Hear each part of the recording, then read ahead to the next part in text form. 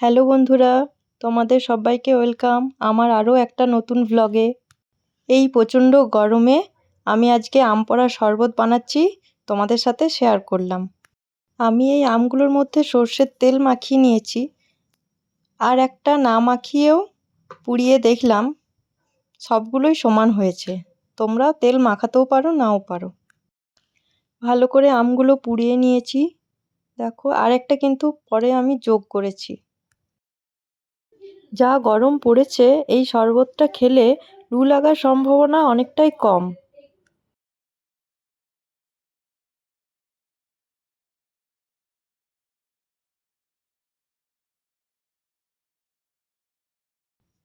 আর আমগুলো ভালো করে সেদ্ধ হয়েছে কিনা আমি কাঁটা চামচ দিয়ে দেখে নিলাম। সব কটাই দেখে গ্যাসের ফ্লেমটা বন্ধ করে দিলাম, আর একটু ঠান্ডা হলে ছাড়িয়ে নেব। রান্না করার পর দুপুরেই পুড়িয়েছিলাম, আর বিকেলে শরবতটা করেছিলাম। দেখো, আমার মেয়েও আমার সাথে যোগ দিয়েছে, ও ছাড়িয়ে দিচ্ছে।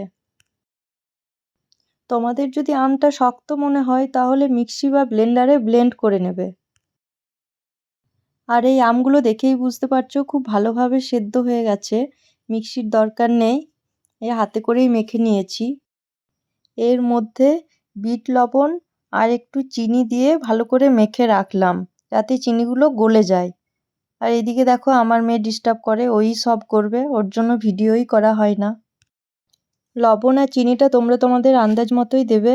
আর এদিকে আমি পুদিনা পাতা কেটে দিয়েছি, তোমরা পারলে আমের সাথে মিক্সিতে ব্লেন্ড করে নেবে। এরপরেই একটু ঠান্ডা জল আর ভাজা মশলা অ্যাড করেছি। এই শরবতটা একটু ভালো করে নেড়েচেড়ে এর মধ্যে চাট মশলা অ্যাড করেছি, তোমরা পারলে জলজিরা পাউডারও অ্যাড করতে পারো। আমার আর মেয়ের দুজনের জন্যই নিয়ে নিলাম। বাই বাই, আবার দেখা হবে পরের একটা ভিডিওতে। আর আমার এই ভিডিও ভালো লাগলে like, comment, share and subscribe করে দিও।